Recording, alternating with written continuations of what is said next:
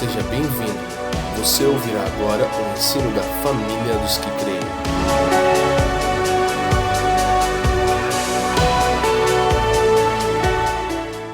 Gente,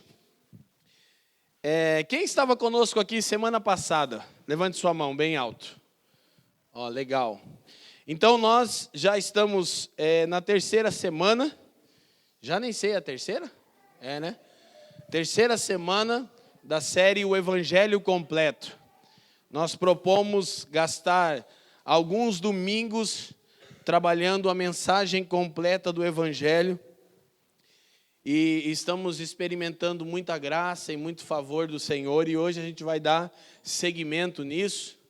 Eu cheguei há pouco do Mato Grosso do Sul, irmãos. Estava no interior do Mato Grosso do Sul. Bem puxado, mas estou feliz de estar aqui.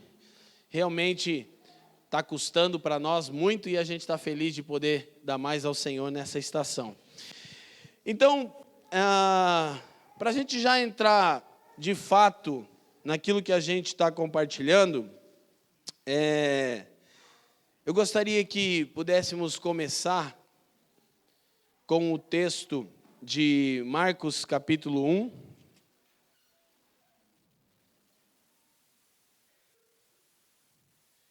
Versículo 15. Marcos capítulo 1, verso 15. De novo eu não passei os textos para a Joyce, né? Mas eu também acabei de chegar, Joyce. Perdi meu iPad no avião, irmão. Vocês acreditam? Que prova, que luta. Esqueci meu iPad no avião, irmão. Não sei nem se avião fosse tipo ônibus, eu acho que eu parava em outro lugar, irmão. Que não sei nem o que está acontecendo. E eu cheguei em casa correndo. Minha esposa fez um almoço gostoso. Eu me empanturrei de frango. E aí eu falei, eu vou deitar uns 40 minutos para descansar um pouco, porque a mensagem está pronta. Porque eu fiz a mensagem lá no aeroporto de São Paulo, né? E você está confiando, né? Aí eu deitei na cama e falei, esqueci o iPad.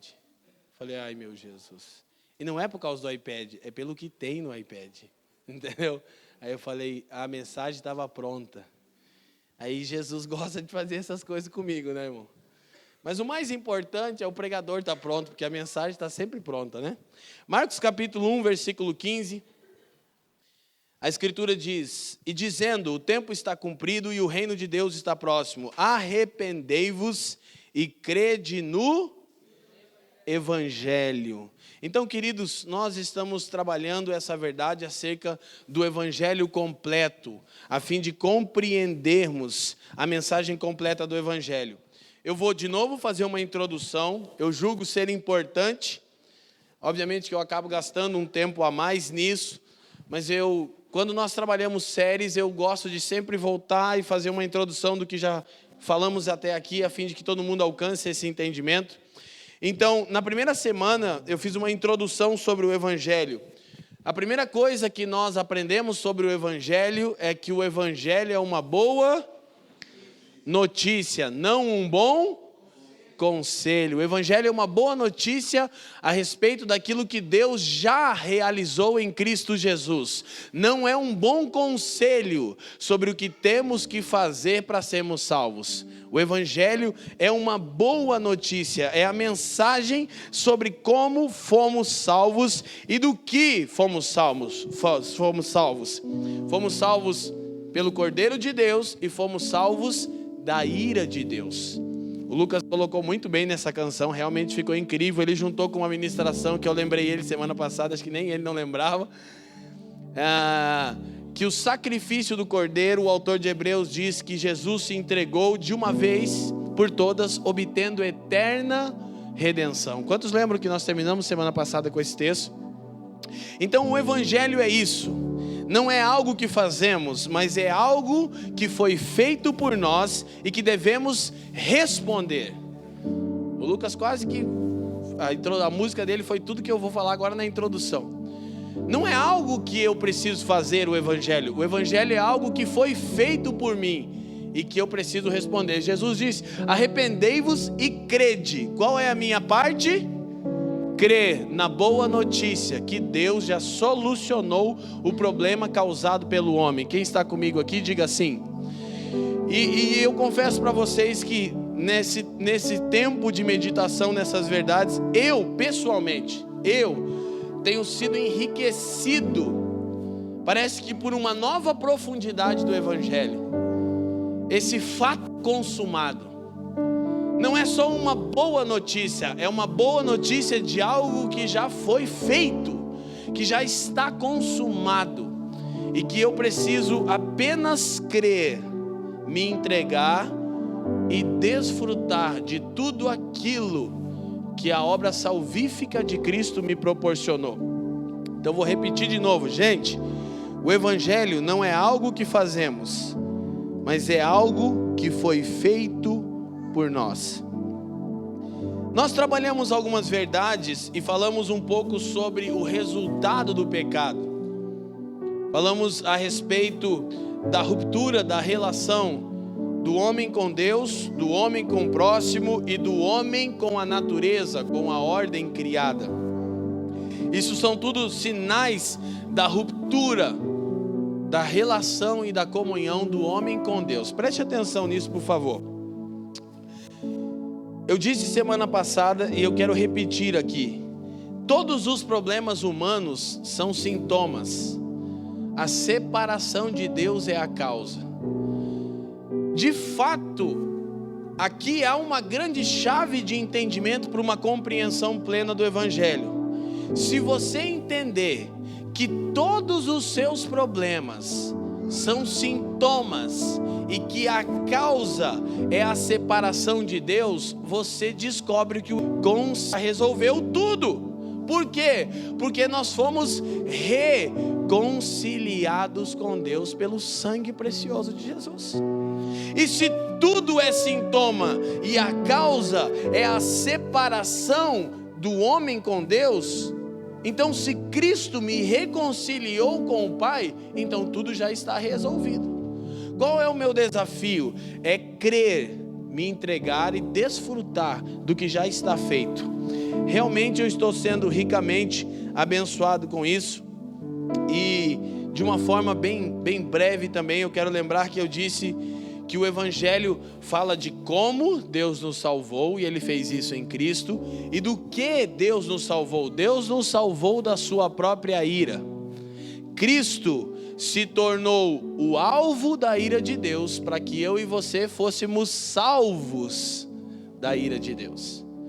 Então, nós falamos que a consumação, a ira consumada de os pecados da humanidade, separação, e Jesus experimentou isso no Calvário. Quando levou sobre si os pecados da humanidade, Ele foi separado do Pai no Calvário. Então, essa é uma chave importante sobre o Evangelho. E uma vez mais eu vou dizer, o Evangelho é uma boa notícia a respeito da nossa salvação. Não é uma má notícia a respeito da nossa condenação. Para e pensa, você crê e prega uma má notícia ou uma boa notícia? Porque eu percebo, e principalmente nós estamos num momento assim extremamente delicado no nosso país, e você percebe literalmente essa cultura de ódio crescendo.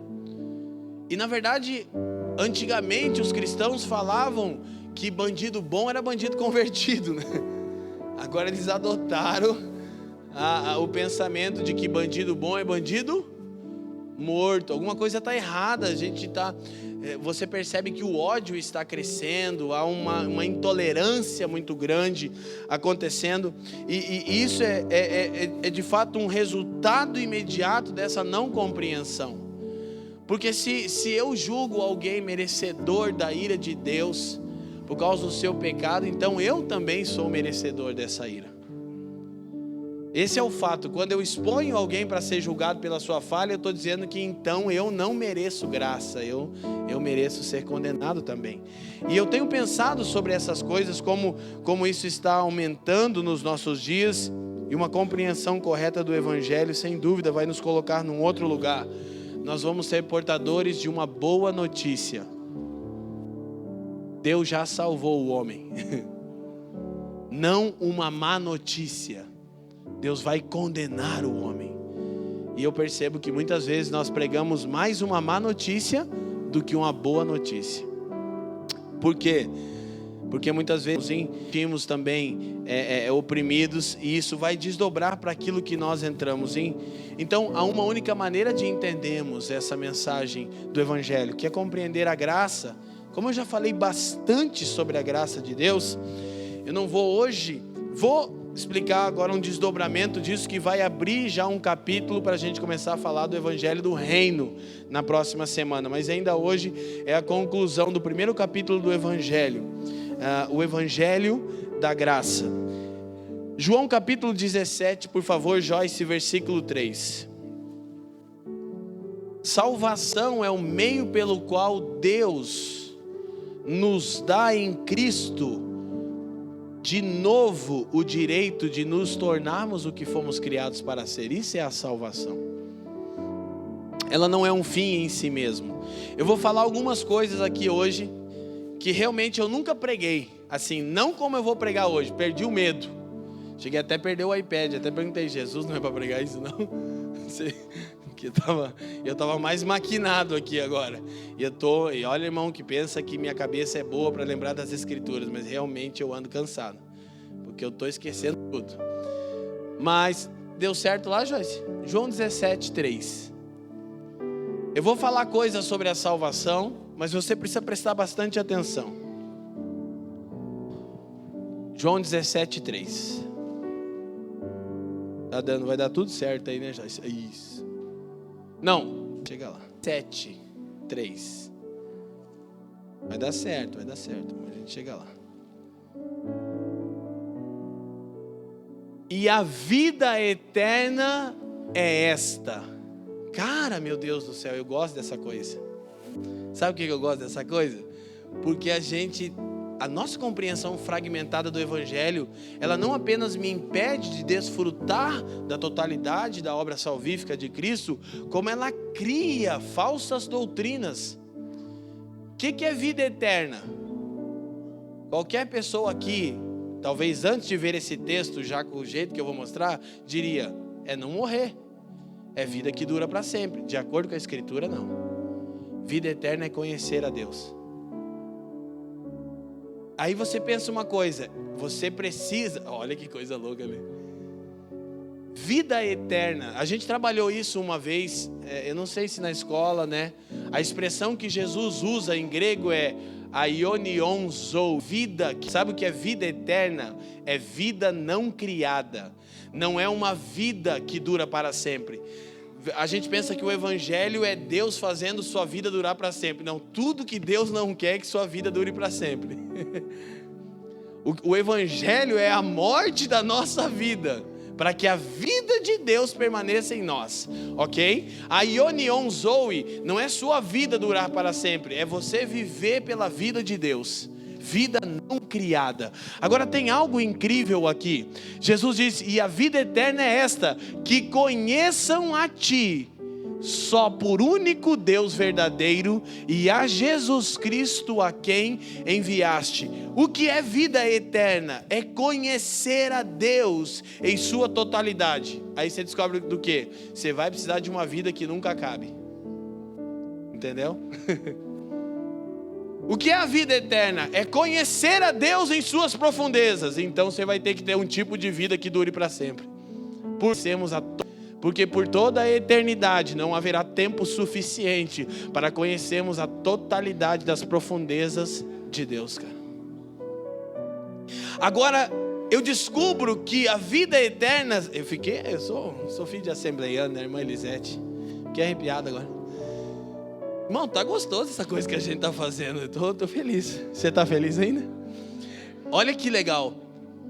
A vida eterna tem um início no novo nascimento, que a gente está chamando de salvação pela graça.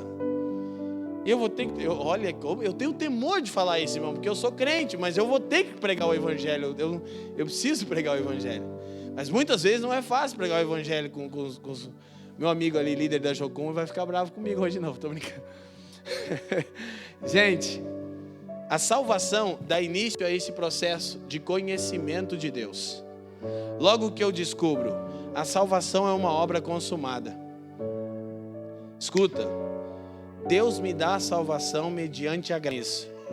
E a graça não é um empréstimo. O que eu quero dizer com isso? Fica calmo que tem uma mensagem inteira e se precisar vai para mais um dia, porque eu fico preocupado com isso. Falei, Fafa, vou falar mais uma semana sobre a graça. Não pode, Leandro, vamos ser mais organizados. Falei, mas é que eu fico preocupado, vocês irmãos estão entendendo o que eu estou falando. Então se eu achar que precisa, eu falo mais uma semana, irmão. Porque a gente não quer criar pessoas que sejam libertinas e que se entreguem ao pecado, jamais. Mas hoje eu vou explicar algumas coisas. Eu não posso torcer uma doutrina por causa da má conduta dos homens. Eu preciso ser livre disso, entendeu? E você também tem que ser livre. E talvez você não vai ter que olhar e dizer, mas se isso é assim. Não é pela vida de uma pessoa que você prova a doutrina, é pela doutrina. O problema está com a pessoa, não com a doutrina. Talvez o que a gente vai descobrir é uma coisa que eu já falo há muito tempo. É que na verdade a maioria não nasceu de novo, aí vai dar ruim. Talvez, sei lá, uns de nós aqui, né? Não sei, eu acho que não, aqui só tem essa igreja aqui é uma bênção, irmão. Mas escute, preste atenção. A salvação é uma obra consumada. É mediante a graça. Eu vou nos textos, mas eu quero que você entenda isso. E graça não é uma coisa que Deus te emprestou. Por quê? Porque alguns de nós pensam que não, se não agirem bem, Deus vai pegar de novo o que nos deu. Como se a salvação fosse uma coisa que Ele nos deu por empréstimo. Está me entendendo? Diferente do que as Escrituras ensinam. As Escrituras dizem que nós somos propriedade peculiar de Deus. Há uma coisa sim que Deus está requerendo, eu e você por completo. E Ele terá isso, de um jeito ou de outro. E Ele terá isso, por meio de sofrimentos e de aflições, ou por meio de obediência, mas Ele vai nos ter. Por quê? Porque Ele nos comprou. Você precisa entender isso. A Escritura diz que Cristo, em apontado para Jesus, do 8 ao 10, nos comprou. A gente não está emprestado para Jesus e nem Deus emprestou coisa nenhuma a nós. Nós pertencemos a Ele, isso está resolvido. Bom, nós os que estamos em Cristo, né? Amém? Agora, por favor, preste atenção nisso. Se vida eterna é conhecer a Deus, então a salvação é algo que deve ser desenvolvido. Duas coisas: a salvação é um fato consumado. A graça não é um empréstimo. Se você agir mal, Deus não vai pegar de novo. Ele já deu graciosamente. E Ele deu, diz Romanos 5:8. Eu não quero ir em muitos textos, eu estou tentando ser mais light aqui nos domingos, mas se precisar a gente vai, os irmãos sabem que a gente vai. E Ele deu, diz Paulo aos Romanos, quando ainda éramos pecadores. Essa é a boa notícia do Evangelho. Deus me amou não porque eu era bonzinho. Então, eu preciso compreender essa verdade. A salvação, que é a porta de entrada para a vida eterna, que é igual a conhecer a Deus e Jesus Cristo em sua totalidade e profundeza, tem início com o novo nascimento. Ela é um fato consumado. Eu nasci de novo. Eu agora sou filho de Deus. Nada pode mudar isso. Agora, é como eu poderia falar de minha própria casa. Daqui minha mãe. Meu pai já partiu para o Senhor. Mas minha mãe tem 4 filhos. 3 desfrutam dela. 1 não. Mas é filho, vai ser para sempre, aconteça o que acontecer. Mas por uma escolha dele, ele não desfruta dela e nem desfrutava do pai. Quem está me entendendo? Nada vai mudar o fato de que o Jean é filho da irmã Maria. Filhinho queridinho, né, irmã? Nada vai mudar esse fato de que o Leandro é o Leandrinho. Depois um dia eu vou contar para você essa história. Da Norma, o Leandrinho, cadê? Mas ele não gosta. Primeira vez que eu vi um marmanjo desse tamanho, a mãe dele, Leandrinho, eu falei, assistiu de mim. O Guizinho ali que eu vi no canto, né, não poderia esquecer. Nada vai mudar o fato que o Gui é o Guizinho da Leila e do Fábio. Embora ele seja um brutamonte, ele é o Guizinho. Amém? Aleluia. Então escuta isso. Agora, mesmo que isso seja verdade, preste atenção. Alguém como filho pode não desfrutar de toda a relação com seu pai. Então a salvação é um fato consumado, mas precisa ser desenvolvida. Eu vou tentar não entrar no assunto do reino, porque é o assunto de fechar uma porta da semana que vem, mas a gente vai esbarrar nele em algum momento, porque vai precisar para fechar uma porta que eu sei que vai ficar aberta. Então, por favor, guarde isso no seu coração. Vida eterna é conhecer a Deus. Então, eu preciso crescer, me desenvolver nesse conhecimento. Para isso, eu quero que você veja Efésios capítulo 2, versículo 8 a 10.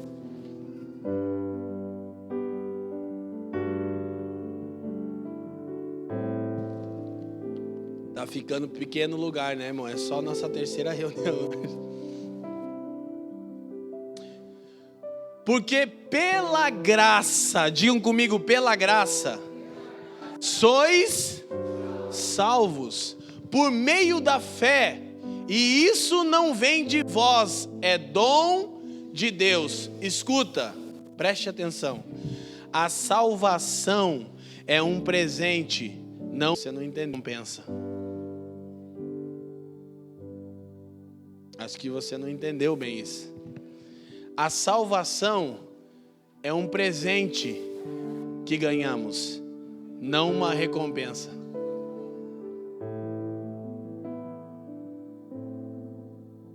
E eu preciso me lembrar de novo do que a gente já mencionou aqui, de Charles, como diria Gregório, Charles Haddon Spurgeon. Ele disse: eu creio na doutrina da eleição, porque eu tenho convicção que se Deus não tivesse me escolhido, certamente eu não teria feito. E eu também tenho convicção que Deus me escolheu antes de eu nascer, porque se fosse após isso, jamais Ele teria me escolhido. E também sei que Ele me escolheu por razões desconhecidas para mim.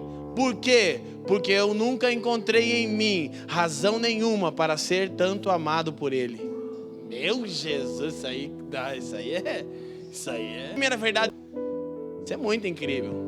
Então, Paulo diz, olha que incrível, essa é a primeira verdade que a gente está trabalhando, e os próximos versículos, eles já vão abrir a porta para o evangelho do reino. Calma, irmão, calma, fica calmo. É que a gente falou tanto do reino, que agora nós vamos falar bastante da graça também. Pela graça sois salvos por meio da fé, isso não vem de vós, não é uma recompensa da sua vida certinha, é um dom, um presente de Deus. Por favor, embora isso não seja muito legal e eu não gosto, coloca a mão no seu peito assim, diga assim: a minha salvação é um presente, não uma recompensa. Porque você sabe, uma das coisas que nos impedem de desfrutar plena comunhão com Deus é a mentalidade da meritocracia, que eu ganho e perco a minha salvação 20 vezes na semana. É horrível. Porque quando eu faço bem, estou salvo. Não, perdi a salvação. Cada vez que eu perco a salvação, eu volto para a condição de Adão, no Éden. Eu ouço a voz de Deus, sinto vergonha de mim mesmo e medo. E a Escritura diz: chegai-vos a Deus, e Ele se achegará a vós. Mas quando eu tenho a mentalidade, perdi, ganhei, eu fico mais na culpa, na vergonha e no medo do que desfrutando de comunhão, onde eu vou crescendo para vencer tais fraquezas que me fazem perder a salvação todo dia. Você está me entendendo como a matemática é teoricamente simples? Nós temos fraquezas, não temos? Quem aqui tem fraquezas? Aleluia. Glória a Deus. Alguns irmãos não levantaram a mão. No final nós vamos fazer um corredor, vocês vão pôr a mão na nossa cabeça, que vocês são top. Quem é que tem fraqueza? Ainda tem uns caras violentos aqui. No final vocês vão orar por nós. Não, tem uns caras diferenciados. Isso é. E o trigo, irmão. O trigo. Isso é uma maravilha. A igreja é o trigo, irmão. Aleluia. Tem até uns irmãos que me chamaram. Mas escute, veja bem, vou insistir nisso. Se você fica dentro da mentalidade da recompensa, você não consegue crescer no conhecimento de Deus. Por quê? Porque você vai... Vou te dar uma notícia. Amanhã você vai pecar. Não sei nem se vai chegar até amanhã. Se você sair daqui, dormir, alguém já te botar no carro e jogar na cama, há uma chance de você pecar só amanhã, quando acordar. Talvez você já acorda pecando, né? Dá um murro no celular, desgraça. 6 horas da manhã, o cara fala, ai, querendo tudo bom. Escuta, essa mentalidade, ela nos impede de crescer no conhecimento de Deus, o que nos faz vencer as nossas fraquezas. Agora, uma coisa que eu preciso entender, escute isso. Eu sou pai do Benjamin, então vocês sabem disso, ele tem 6 aninhos. Você acha que se eu falasse para o Ben, eu falo para ele assim, ó, você é o filho que eu mais amo, né, amor? Ele diz, só tem eu digo, você que pensa. Não é que não tem outro, mãe? Eu falo, um dia você vai entender, tem um monte. Aqui está aqui os nomes deles, ó, tudo branco. Você imagina eu dizer para o Ben assim, filho, você é meu filho e o será eternamente. O que você acha que ele vai fazer? Ele vai pegar uma pedra, tacar na vidraça de casa, puxar a toalha, derrubar tudo que tiver em cima da mesa, meter o pé na televisão? Isso que vai gerar nele? Você acha que numa criança geraria, filho, você é meu filho, eu te amo, e você vai ser eterna, ligar o filho? Você acha que ele ia tacar uma pedra no vidro, puxar a toalha, derrubar tudo, ligar o fogão e derrubar a geladeira e fazer coisas mal educadas para mim? Você acha? E por que a gente acha que o entendimento de que a salvação é um fato realizado vai gerar isso em pessoas? Porque a gente está fazendo o seguinte, a gente não está olhando a doutrina, a gente está olhando a conduta das pessoas. E está deixando a conduta determinar se a doutrina é verdadeira ou não. Não, a gente vai ter que mudar. Você não mede uma doutrina de Deus, eu repito, pela conduta dos evangélicos. Diga graças a Deus. Que se fosse... Graças a Deus, você não atesta se uma doutrina é verdadeira pelos evangélicos. Você atesta se a doutrina é verdadeira pela doutrina. Então, se há algum problema, o problema não está com o evangelho, está com a tal pessoa ou com você mesmo, quem está me entendendo? Então a gente precisa compreender essa verdade aqui, gente. De fato precisa descer ao nosso espírito. Por quê? E é por isso que eu estou perdendo o receio de falar sobre essas coisas. E eu nem ligo se algumas pessoas ficarem muito chocadas com isso, porque a primeira vez que eu ouvi isso, eu disse que absurdo, heresia do diabo, Satanás, sai! Sabe por quê? Porque eu vivia na meritocracia. Você sabe que, tipo assim, ó, é uma coisa engraçada, você pensar, quer dizer que então a salvação está realizada, que ela é um presente, não é uma recompensa. Então quer dizer que eu estou me santificando à toa. A gente na verdade quer dizer que esse cara aí vai ser salvo. Então por que eu estou tentando ser santo? O problema está exatamente nisso, em você tentar ser santo. Esse que é o fardo pesado demais. Mas calma, irmão, calma. A W. Tozer disse o seguinte: santidade não é o caminho para Cristo, Cristo é o caminho para a santidade. É totalmente diferente. Santidade não é uma coisa que eu faço para chegar em Cristo, mas porque Cristo chegou em mim, eu estou me tornando semelhante a Ele, santo. A Escritura diz, sede santos porque eu, o Senhor... Qual é a razão da minha santificação? A santidade de Deus e não ao contrário. Santidade não é o caminho para Cristo, Cristo é o caminho para a santidade.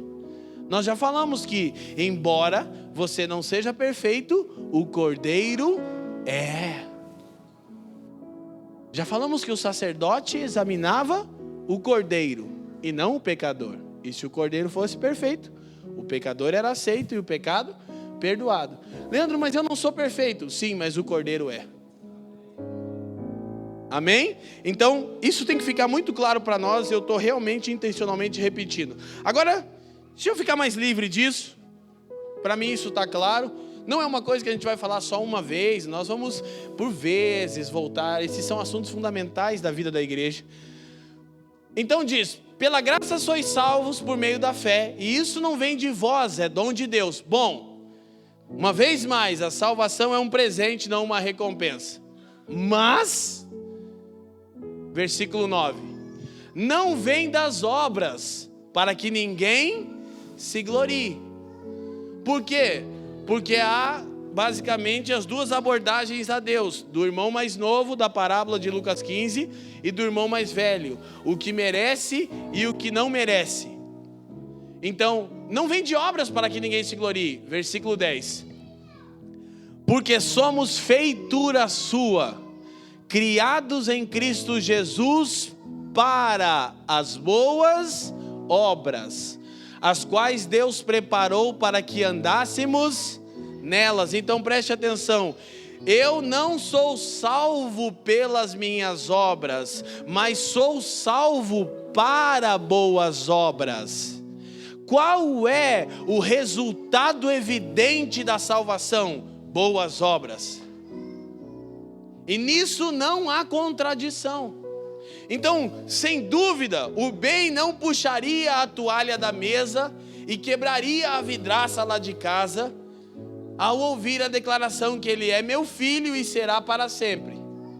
Não, as escrituras dizem exatamente o contrário disso. E a gente vai observar um pouco isso. Tem que ficar muito claro isso para nós. Agora, vamos a Tito capítulo 2, versículo 11 e 12. Texto que já lemos e vamos reler.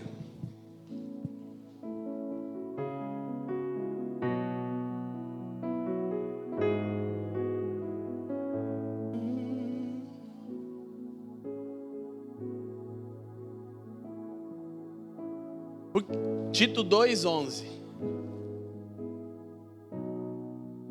Porque a graça de Deus se há manifestado trazendo salvação a todos os homens. Ok. Essa é a primeira perspectiva da graça. Deus nos salvou mediante a sua graça. Isso não vem de nós, é dom de Deus. 12.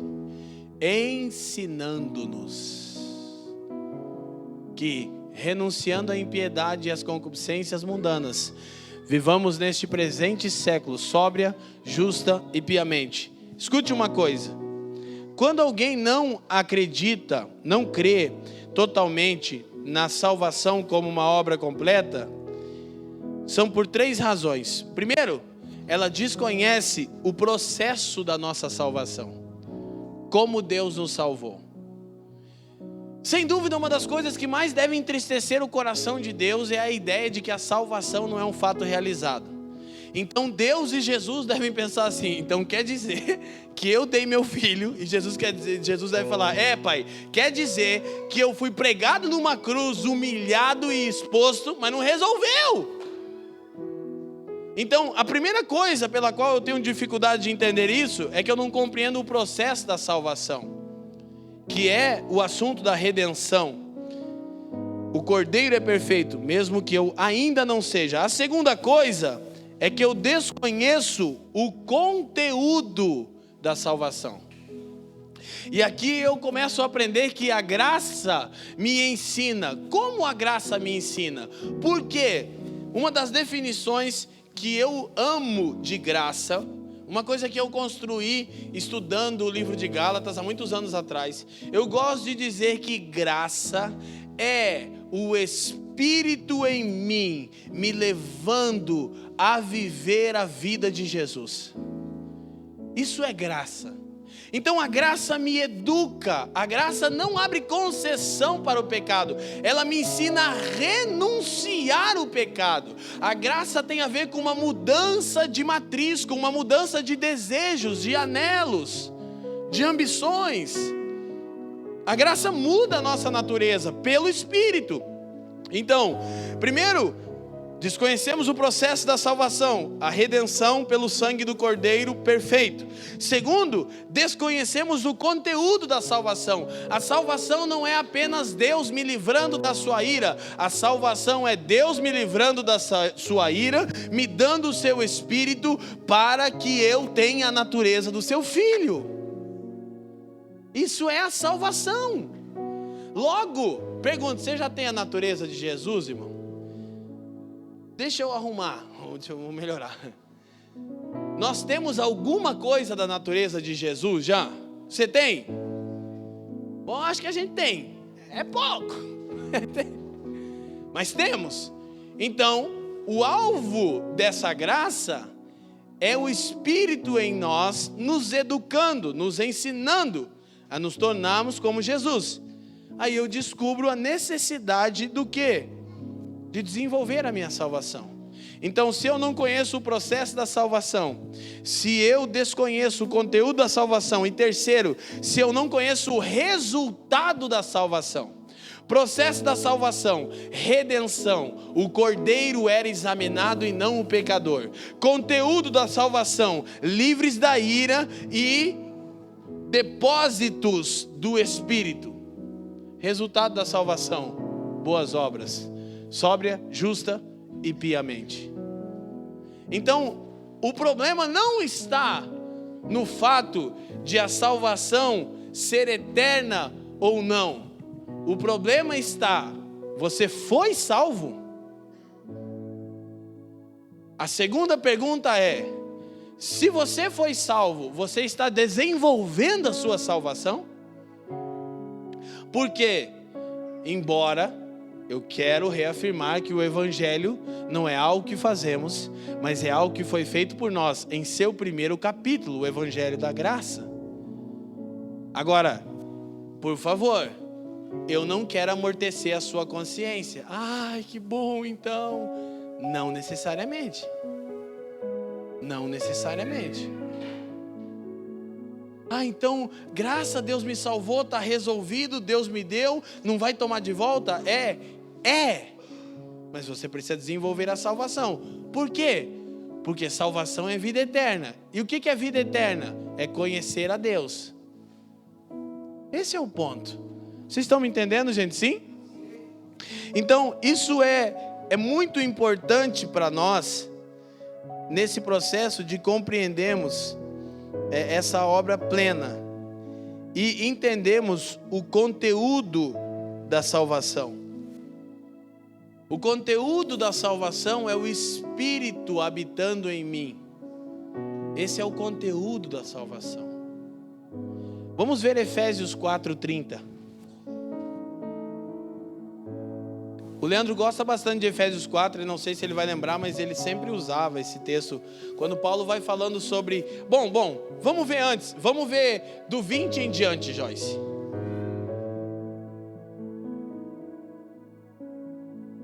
Ele vai chegar nisso. Mas vós não aprendestes assim a Cristo. Se é que o tendes ouvido e nele fostes ensinados, como está a verdade em Jesus. Que, quanto ao trato passado, vos despojeis do velho homem, do velho Adão, da velha natureza, que se corrompe pela concupiscência do engano. Vou relembrar, o que é concupiscência? Forte inclinação para. É isso exatamente que a graça faz, ela muda os desejos.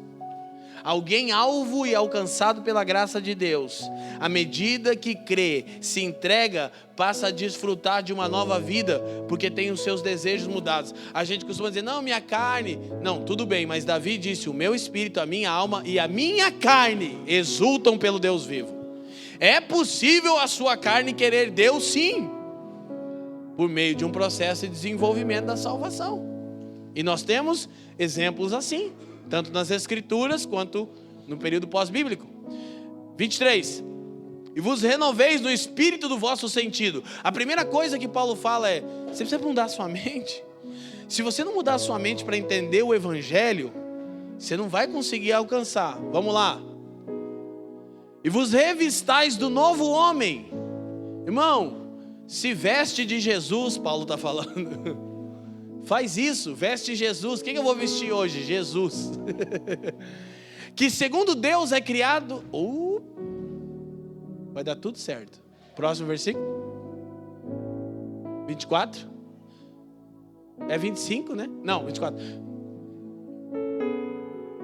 Joyce. Que segundo Deus é criado em verdadeira justiça e santidade. 25. Pelo que deixai. Irmão, olha que coisa legal sobre a salvação. Não é para de mentir, é deixa a mentira, só solta, ela não tem mais parte em você, não é mais da sua nova natureza. Amém? Eu não consigo parar de mentir, então deixa, porque a graça é isso.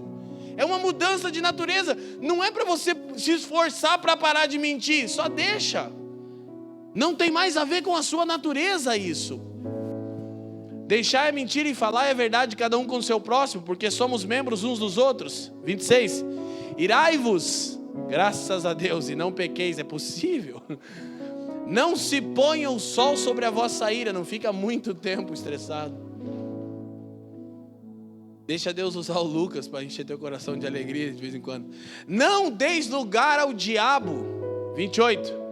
Aquele que furtava, não furte mais. Antes, trabalhe, fazendo com as mãos o que é bom, para que tenha o que repartir com o que tiver necessidade. Esse é um bom texto para a oferta.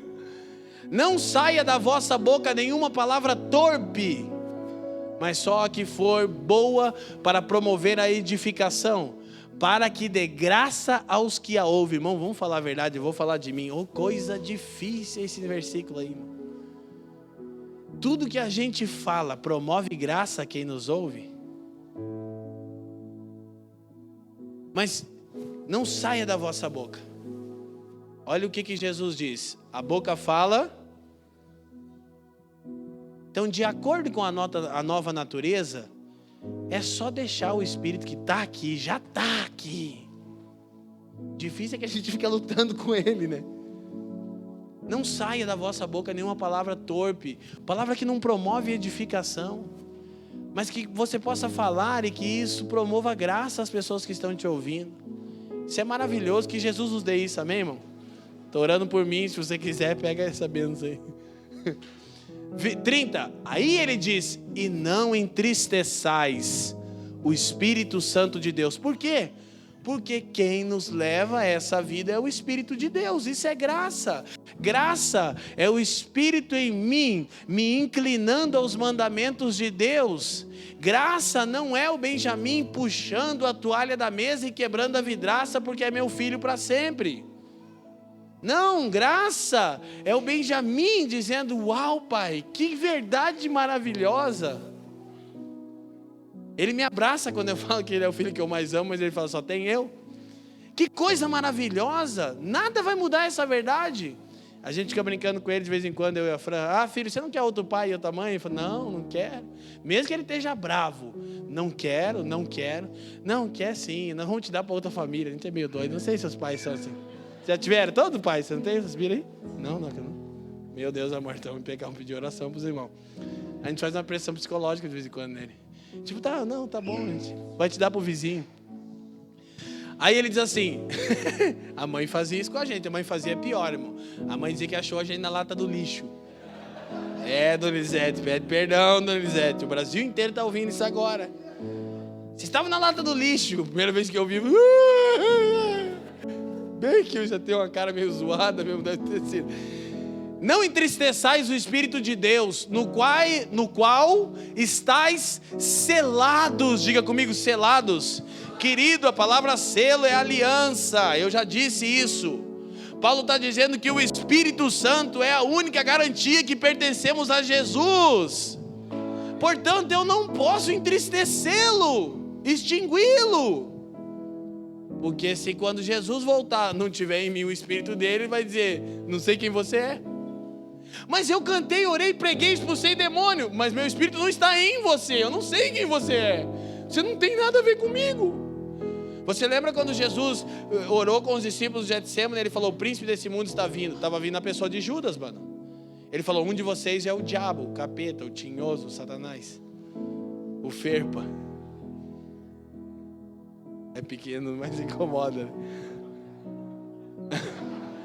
O ferpa está vindo. E Jesus disse assim, o príncipe desse mundo está vindo. Cara, a expressão que Jesus diz é uma das mais pancadas. Ele diz, ele nada tem em mim. Meu Deus. É top. No quais estáis selados para o dia da redenção. Mas peraí, se você pensasse bem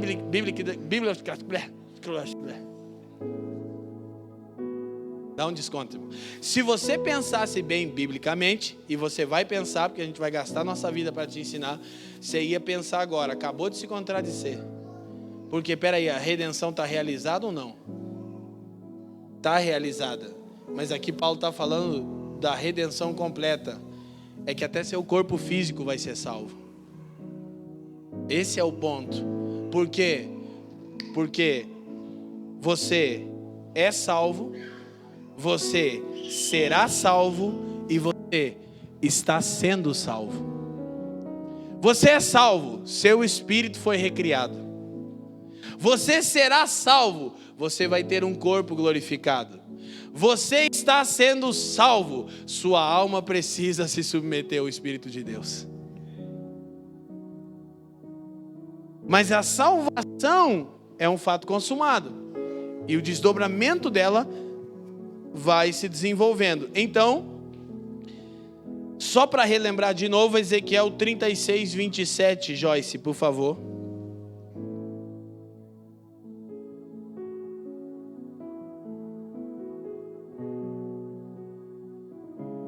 O texto diz, 36, 27, e porei dentro de vós o meu espírito, e farei que andeis nos meus estatutos, e guardeis os meus juízos, e os observeis. Esse texto é semelhante a Jeremias 31, que está falando sobre o novo pacto. E o novo pacto é Deus habitando nos homens, pelo seu Espírito. E isso é a obra salvífica de Cristo. Então, graça é o Espírito em mim. E o resultado disso é que Ele me inclina a cumprir os mandamentos de Deus. Então, quem está obedecendo os mandamentos de Deus? É o Espírito que está em mim.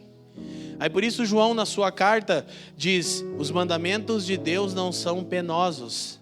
Sabe por que muitas vezes os mandamentos de Deus são penosos para nós? É porque nós não permitimos o Espírito viver em nós. É Ele que nos inclina a cumprirmos os mandamentos de Deus. Isso é fundamental para alguém que está crescendo em sua salvação. Agora sim, chegando já perto da nossa reta final, Filipenses capítulo 2, versículo 12.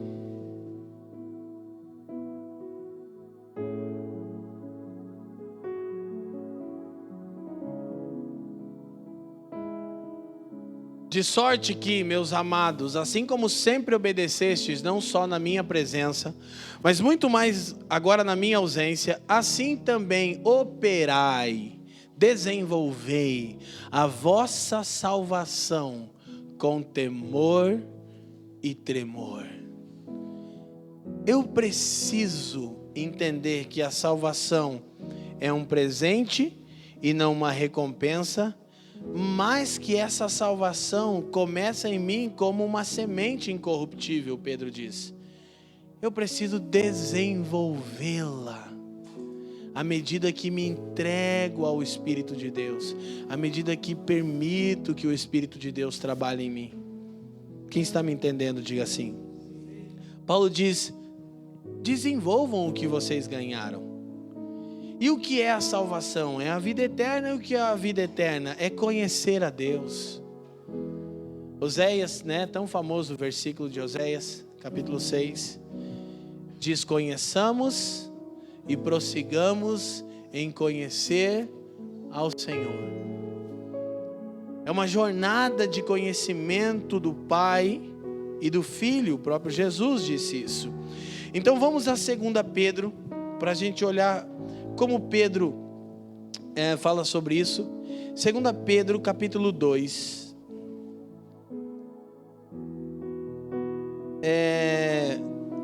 2 Pedro capítulo 2, versículo 3 em diante.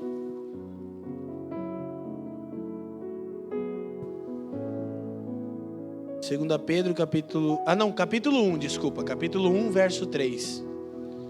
Capítulo 1, verso 3.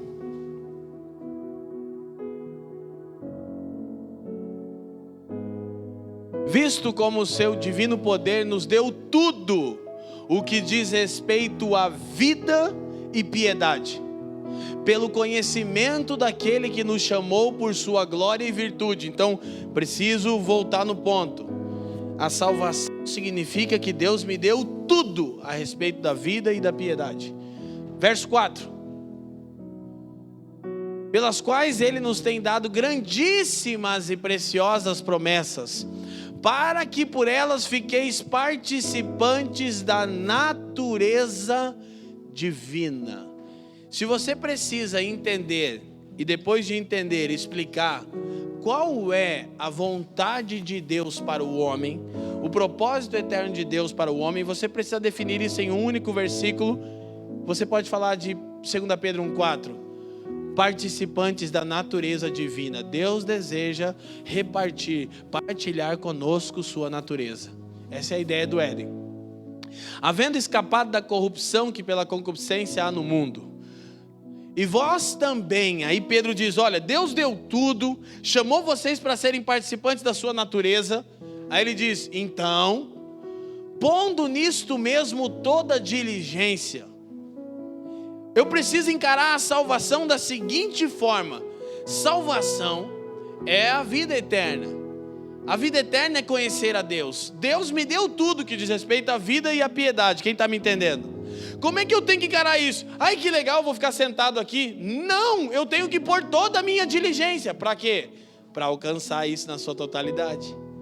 Para que eu possa chegar no pleno conhecimento de quem Ele é. Aí então ele vai dizendo, acrescentai à vossa fé a virtude, a ciência ou o conhecimento, e a ciência, a temperança, e a temperança, a paciência. Olha que coisa, isso são frutos de alguém que está desenvolvendo a sua salvação. Temperança, paciência, piedade, são frutos de quem? Do Cristo. Sabe o que está acontecendo? Olha para mim, é mais ou menos como se Jesus estivesse fazendo assim em você, ó. Desenvolver a salvação é deixar Jesus sair para fora, irmão. É deixar Jesus viver a sua vida. Então Pedro segue, a piedade, o amor fraternal, o amor entre os irmãos, ao amor fraternal, a caridade. Verso 8, porque se em vós houver e aumentarem estas coisas, presta atenção, já existe um pouco disso em nós, por causa da obra salvífica de Cristo, mas isso precisa aumentar. Se em vós houver e aumentarem essas coisas, não vos deixarão ociosos, nem estéreis no conhecimento de nosso Senhor Jesus Cristo. O que eu descubro? Se eu conheço a Deus, eu gero frutos. Então, olha que agora deu uma coisa zicada aqui, hein? Se conhecer a Deus é vida eterna, e vida eterna é salvação, e conhecer a Deus é gerar frutos, se eu não gero fruto,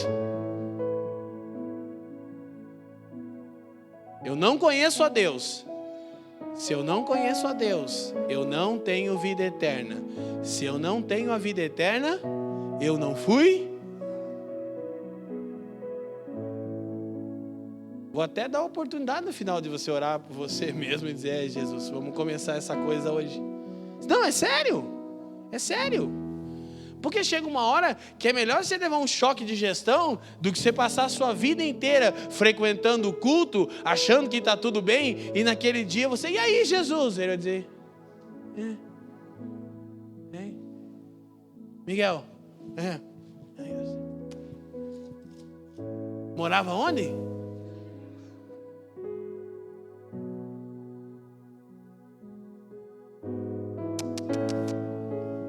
Pá! Tem que rir para não chorar, né? Como diz a dona Elisete, irmão. Porque a gente já disse aqui, eu vou repetir, a matemática não está fechando. Os números de evangélico nesse país não se traduz em frutos. Por quê? Porque não nasceram de novo. Porque não conhecem a Deus. Porque não têm a vida eterna. Agora eu também posso ter experimentado isso, mas ficar sendo um bebê chorão. Tem muito bebê chorão, nasceu de novo, mas é bebezão. 20 anos na igreja, bebezão chorão. Dói, não gosta, não quer, não... Bebezão chorão. Aí que é o ponto. Aí que é o ponto. Mas eu tenho a salvação, você tem a salvação. Mas a salvação não é tudo. O conhecimento de Deus é. E, embora eu não vá entrar nesse aspecto, porque o assunto aqui é reino, a gente iria já desdobrar para o evangelho do reino, eu não tenho como não fugir disso. Vamos lá para 2 Coríntios capítulo 5, versículo 10, Joyce. Só para dar a deixa da semana que vem.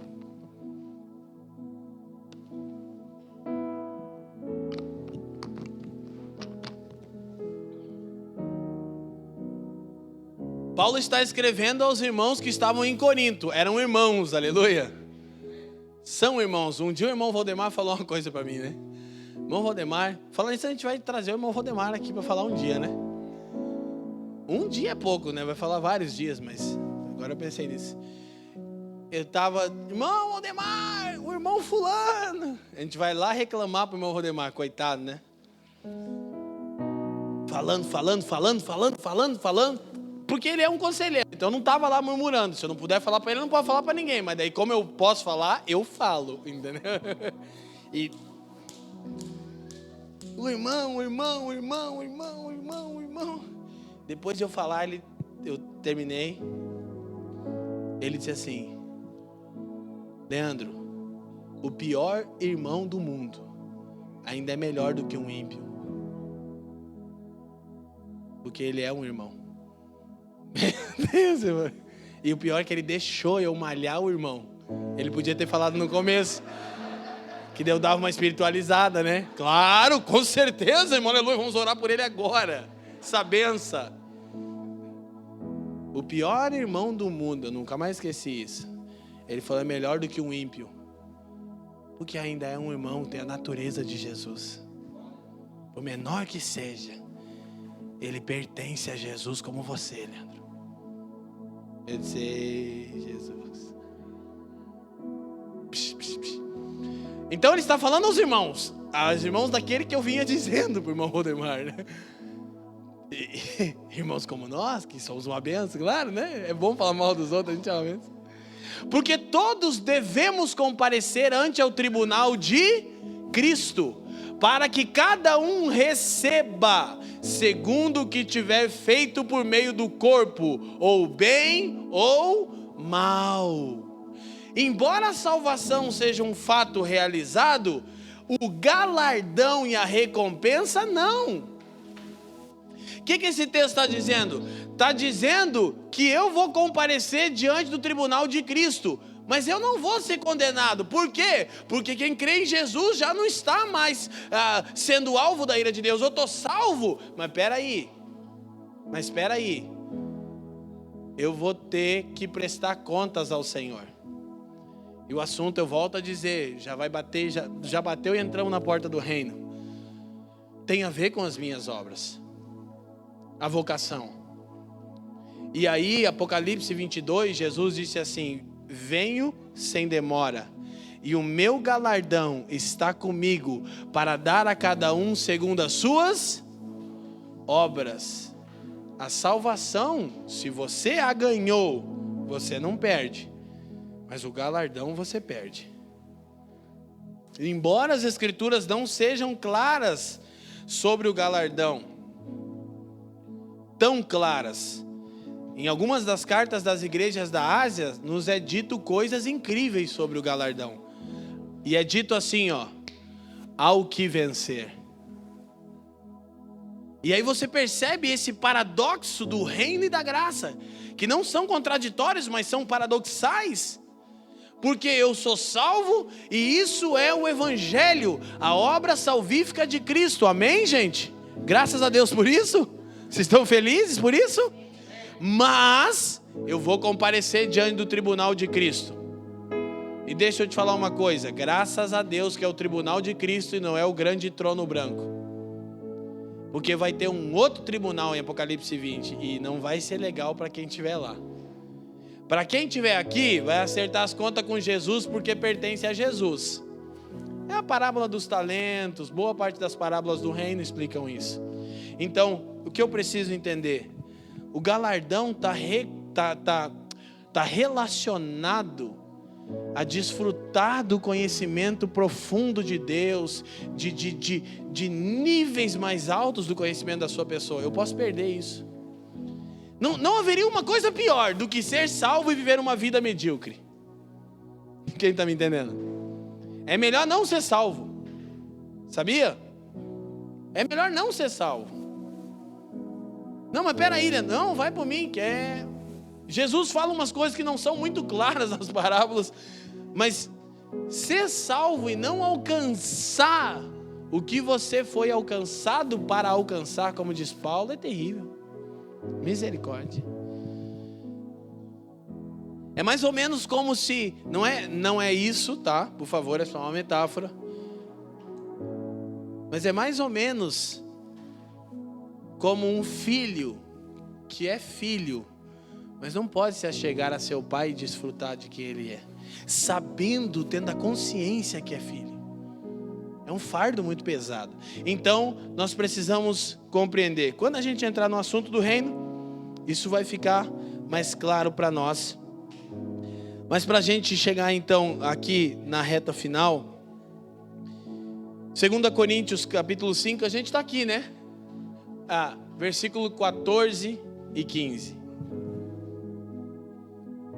Esse é o ponto da graça. Muito bem expressado na canção do Lucas.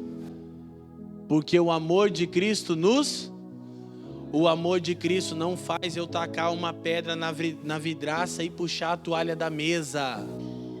Não, o amor de Cristo me constrange. Quando realmente eu entendo o que Paulo diz, altura, largura, profundidade e comprimento desse amor, eu sou constrangido por ele. É por isso que uma pessoa alcançada pela graça de Deus jamais vai usar isso para se entregar a uma vida leviana. Não, ela é constrangida. Você já foi constrangido por Deus? Constrangimento. Você já foi constrangido em alguma situação? Constrangido de verdade, tipo, queimou a cara. Eu acho que já, você pode pensar aí.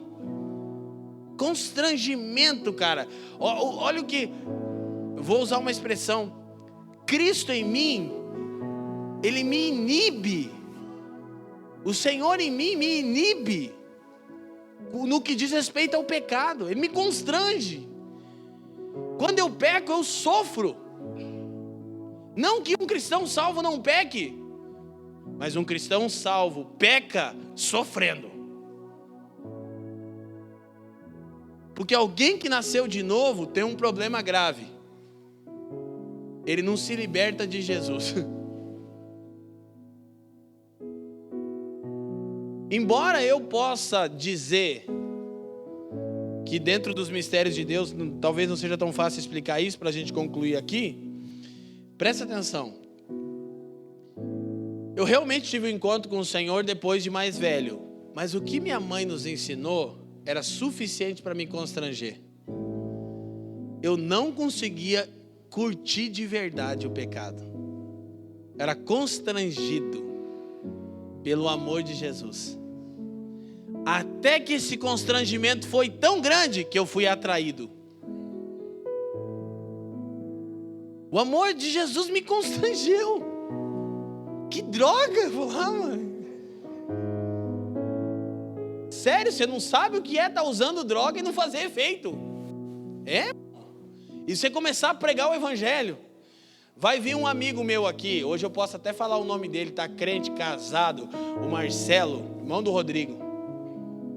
Jesus salvou ele, mano. O Bussunda, a gente chamava ele, lembra, Miriam? Bussunda, conheceu o Bussunda, Lucas? Bussunda, imagina o naipe do figura. Tá salvo. Esse cara me mandou uma mensagem no Facebook ano passado que explodiu meu coração, irmão. Esse cara me mandou uma mensagem, falou: Jesus me salvou, ouvindo suas mensagens no YouTube. Quase que eu disse: seu desgraçado. Sabe por quê? Porque um dia, nos tantos dias em que minha mãe estava orando por mim, eu lembro como se fosse hoje, a gente tinha cheirado uma night inteira. Aí a gente chegou num barzinho ali, na esquina da farmácia, tinha um barzinho na esquina lá, mãe não quer nem lembrar disso, né, mãe? A gente sentou lá, e de repente veio o constrangimento do amor de Jesus. Hoje eu sei, sabia? Eu não sabia, hoje eu sei. É Jesus me perturbando. Veio o constrangimento do amor de Jesus e eu começava a falar: não devia estar fazendo isso. Daí sabe o que eu falava? Eu tenho que ir para a igreja. E aí os caras diziam assim para mim, ó: baixou o pastor nele de novo. O cara estava profetizando, irmão. Já era, sabia? Eu já era. Tava desalinhado, né? E aí, nesse dia, o Marcelo vai ouvir essa palavra. Ele se levantou, deu um soco na mesa de ferro. Seu hipócrita, cala sua boca, seu otário. Enfia essas palavras. Só para você ter ideia. Cria vergonha na sua cara, vem com esse papinho. Toda hora você vem com esse papinho. Esse papinho, esse papinho. Sua vida é uma droga, cara. Cala sua boca, você não tem direito de falar isso. Mano, eu baixei a cabeça e pensei comigo: um dia eu vou pregar o evangelho. Você vai ver Jesus em mim. Irmão, eu já tinha contado isso antes de ele ser salvo. Fazia anos que eu não falava com ele. Ele mandou uma mensagem no Facebook: ô Leandro, sábado eu vou casar. Eu disse: oh, que legal, mano, sério? Ele disse: mas não era isso que eu queria te contar. Eu quero te convidar para o meu casamento, mas eu quero te contar que Jesus me salvou. Eu disse: cara, que poderoso. Ele disse: eu quero te dizer que eu ouvi uma mensagem sua no YouTube, sem entender nada do evangelho. Jesus me salvou. Mano do céu. Depois os irmãos cuidaram dele, né? Tem uns irmãos lá levando esse crédito. Eu não estou falando de crédito, não. Eu estou falando, cara, que coisa incrível. Que coisa incrível que é o amor de Cristo que nos constrange. Eu era constrangido. Então, porque o amor de Cristo nos constrange, julgando nós assim, que se um morreu por todos nós, logo todos morreram. Olha que beleza o evangelho. Vou dar uma notícia, irmão. Você assistiu aquele filme Os Outros? Não, mas esse não é muito bom. Mas alguém lembra desse filme? Esta casa é nossa. Esta cabulosa. Vocês não assistem?